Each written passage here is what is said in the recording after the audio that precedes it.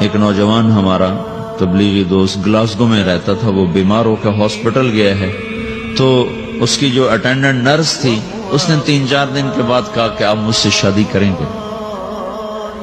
اس نے کہا میں مسلمان ہوں، تم کرسچن ہو؟ کہا میں مسلمان ہو جاؤں، اگر آپ شادی کر دو تو میں مسلمان ہوں۔ اس نے کہا تم کس وجہ سے مجھے یہ پیشکش کر دو؟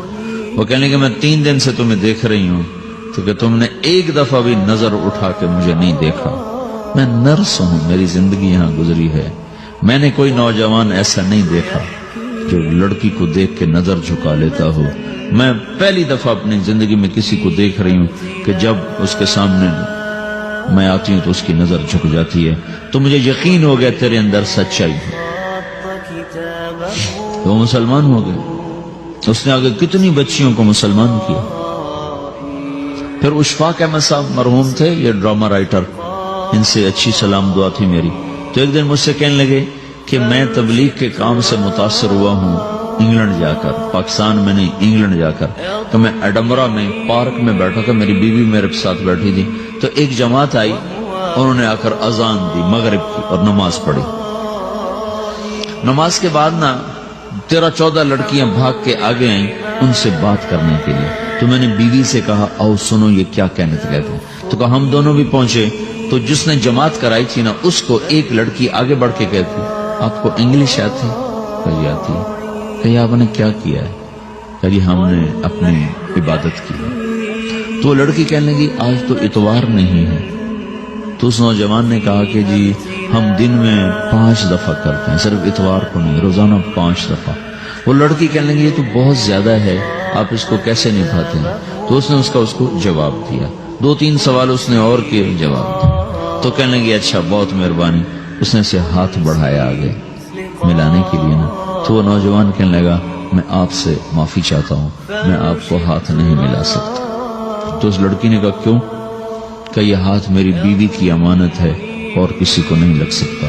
تو لڑکی کھڑی تھی، وہ زمین پہ گر گئی، صرف اس بہت وہ زمین پہ گر گئی، کھڑے کھڑے وہ زمین پہ گر گئی، اور وہ بچوں کی طرح رونے لگی پھوٹ پھوٹ کے، اور کہنے لگی وہ لڑکی کتنی خوش قسمت ہے جس کے تم خامد، کاش یورپ کے مرد بھی ایسے ہی ہوتے۔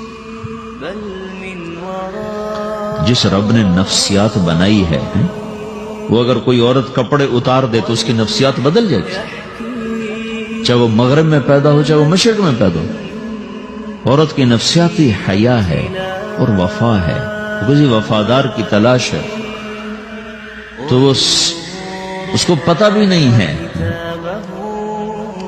کہ مشرق کا حیا کیا ہے، لیکن وہ اس کو اللہ نے عورت بنایا ہے، اس کے اندر کی وہ نہیں مر سکتی چیز۔ کاش یورپ کے مرد بھی ایسے ہوتے۔ اور آنسو پوچھتی ہوئی وہاں سے اٹھ کے چل دی۔ تو اشفاق صاحب مرحوم کہنے لگے میں نے اپنی بیوی سے کہا بانو آج وہ تبلیغ ہوئی ہے کہ لاکھوں کتابیں بھی چھپ جاتی، وہ کام نہ ہوتا جو یہ نوجوان اپنے عمل سے کر گئے۔ تو میرے عزیزو کٹی پتنگ نہ بنو، اپنی کٹی پتنگ کی منزل کوئی نہیں رہتی،